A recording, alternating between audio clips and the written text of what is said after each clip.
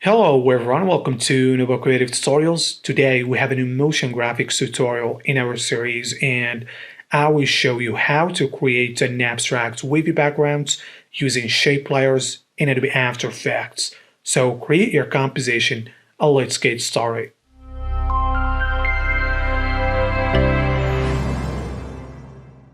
So after create your composition, select the pen tool and then hold shift to create a path right here. So you can see we got a shape layer. Let's open these and just delete the fill. And on stroke, once you open that, you can see we got taper and wave. So make sure you have the latest version of After Effects by now. So on wave right here, we got a mount. So if we crank up these, you can see we got these waves right here. We have units, pixels, and cycles. So basically they are the same, just the more value we got here, the more cycles we got, and the less we got few cycles. So you can see here the opposite. So here it's become a wave length. So here I'm going to keep these at cycle and amount 50 and cycles 1.5, and here we have phase basically, which you can animate that. So here I'm going to add expression to this phase times 20, and you can see here we have this animation here. So now I'm going to go to stroke width and just crank up these, so maybe 1500. And then we can just move this shape layer right here, as you see. And now you can see we have this nice wave animating here. Okay, so what we can do now is just duplicating this shape layer, but well, it's all on top of each other. So what I'm going to do is revealing the phase here, randomize the values here. And you can see here now maybe it's going to be 10, and you can see here we have these look, but we still need to do a few randomizing the opacity so we can see all of them. So maybe this is going to be 50, this one 30, and just randomize this, something like this. And you can see we got now all these waves animating here, but you can see at the beginning they start on the same position and they are also having the same height. So to fix that, actually, let's just reveal the phase again, and here I'm going to add value on all of these expressions here. So basically now I can randomize this, something like this. They have a different speed and different value of the position, as you see here. That's look pretty cool, and we can actually also change the height. So to do that, we're going just to offset the path. So once you can select the path, you can see here they are all on the same position. So let's just move these maybe a little bit down, select this one, maybe you can even offset that. But once you offset that, you can see here you get this cat. So you can even actually now change these, how actually big it is. So here you can see the scale of this is changing, and you can have a different look if you want.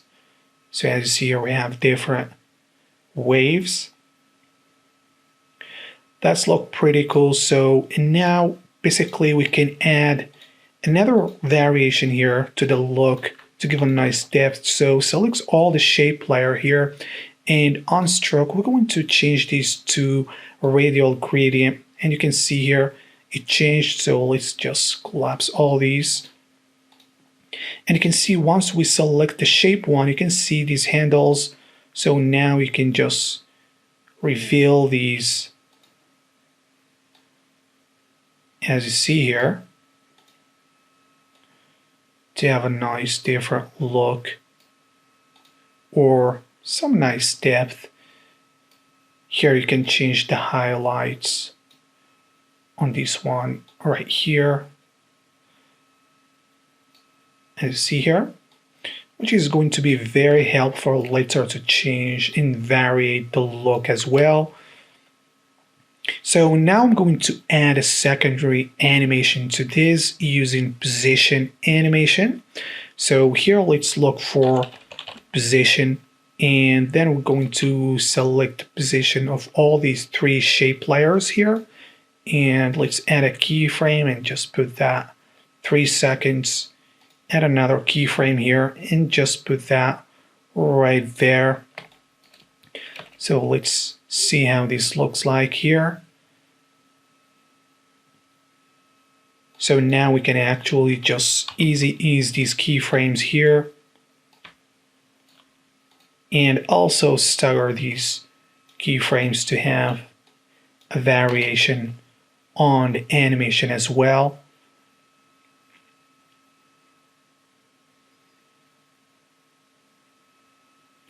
That's look pretty cool. So now basically you can just duplicate the last shape layer here and just offset the path, change here the opacity, and also here just the wave, just to randomize this. You can actually change also here these path.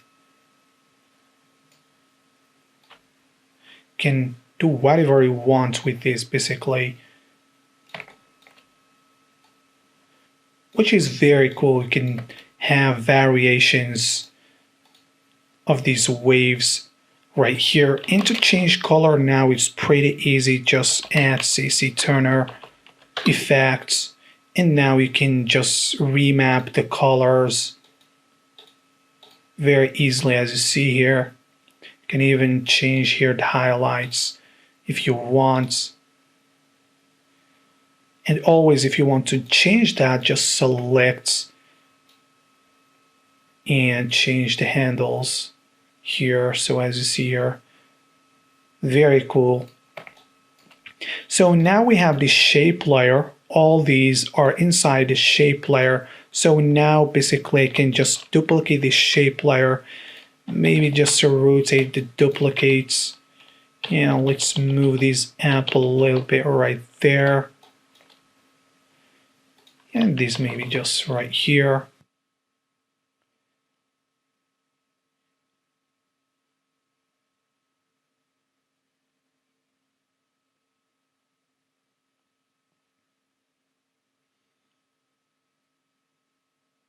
So you can see we have different one. Maybe the second one we can just change here the wave values here. Maybe the amount right there. Maybe the cycle, this one just 1. You can do all the cool stuff here.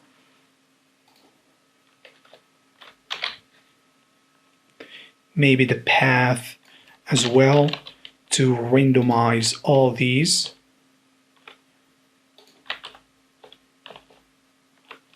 Something like that. Well, you get the idea. So here you can have multiple as you want to. So let's rotate this to 45 degrees to change it to diagonal look, as you see here. Duplicate that, hit S, and then minus the value of the scale, and you can have something like that very quickly and very easily here. You can keep duplicating and adding as many as you want. Well, you get the idea here what you can do with this. So in this example right here, I want to show you how you can create this one using only one shape layer, as you see here, which is very cool animation using the same technique. So let's see how we can do that. Let's just remove all of these and then create a new path right here. So let's open the shape layer and delete the fill, and on stroke width, let's put there 1500, and wave we're going to put there 40%, and cycles 3.5. So we have something like this. Let's just move these down a little bit here, and we're going to manipulate here these path. So we want to make it something a little bit bigger or longer like this, something like this. And if we select the shape here, we have an anchor point, so hit Y, and then we want the rotation to start. Once we start rotating the shape layer, to rotate on that. So let's hit S for the shape layer and just make these a little bit bigger, and then going to reposition this again and hit Y to reveal these shape layer anchor point, so right there. And then on the shape layer transform here, on the rotation, I'm going to create expression here. So this property, period, property group 1, period, property group 1 again. So basically this is referring to this property inside the shape layer group 1, inside the group, period, index. So we're going to use property index here and multiply that by 15 and plus value if we want to add any value here. So you can see here basically what we have. So here let's zero out these, and you can see here the value. We multiply that. We can put minus 15 here. And if we start first, let's actually just put this opacity something right there. And if we start duplicating the shape layer, you can see now we have this nice look as you see here. And we don't have animation because we forgot to add phase animation here. So we're going to use times 20, and let's start duplicating this. So you can see here now we got this nice animation here. So you can see right here we have a problem here. So this is on the shape 1. So you can offset that or just scale the shape 1 a little bit, and it's going just to cover that. And also here we have this gap right there. So maybe we can just actually move these path a little bit. So you can see here we got this nice animation of these shape layers all inside one shape layer here. So we can actually add CC Tuner to change the colors very quickly using the highlights here. And we can also use the stroke gradient 1 here, and then just start changing these handles to get the look we want, as you see here. So you can play with that and create very cool stuff. But if you want to have shadow on each one like this example here, well, it's different. You need to have that on separate layers and using the same technique, except for this one, we actually use the rotation here of the shape layer using just index, multiply that by the same value here, and just duplicating that, adding drop shadow here, as you can see on each one. So I'm going to show you quickly how you can do that. So here, let's just actually just duplicate these maybe, and let's remove all these shape layers here. Let's delete these. And here, instead of going for use rotation here. Let's zero out these. Let's correct this one here.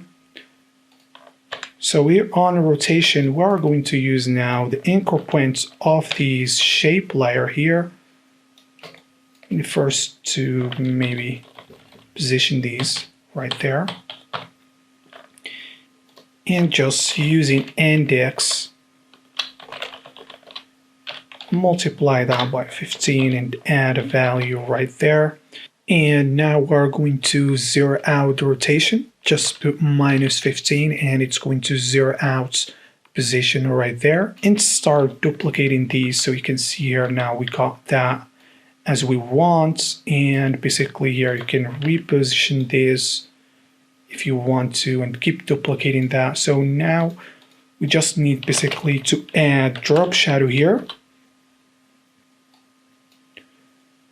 Let's get some distance and feather. So let's go for the first one here so we can see direction of that. So right there, maybe we can add more distance, maybe just 20 or 30. Soften these more. Copy that and then let's just paste it on the other ones. So now you can see we have shadows applied. You can duplicate another one right there. And if you want to change the colors, just create a new adjustment layer and just remap the colors.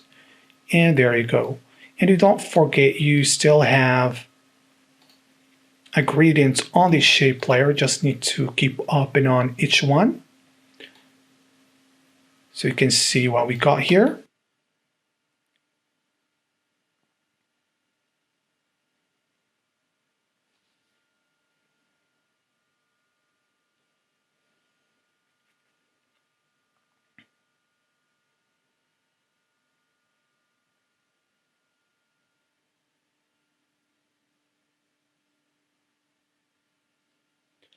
So as you see, this looks pretty cool. So now I want to show you some tips for these. So let's actually just disable all of these, create a new one here. And on this one, let's just keep these solid color. And let's make these bigger here and just have waves. So I want to show you how you can create basically a floating wave using this. So we're going to use the same things we learned and using the same expression as well.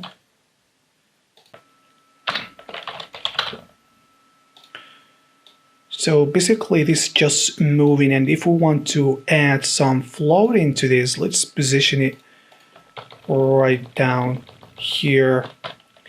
And to add a floating to this shape layer, I'm going to add a wiggle path right here. And let's just put this below everything, delete this fill. And basically when we add that, you barely can see we actually have that wiggle on top. Barely you can see that here. So let's actually go for size here. You can see what's going on. If you change that stuff, even if it's smooth, you can get some really cool looks there. But to make this whole thing floating, I'm going to set this size to 100 and details to 1 and wiggle per second to 1. So now you can see how this is actually floating, and it's pretty cool. So you can also change here so many other stuff. You can see what's going on there. You can change here the seats. And so now we can actually just duplicate this.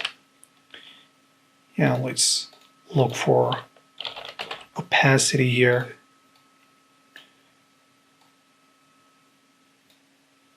And also for path, just to randomize this. And also here, changing the values for this.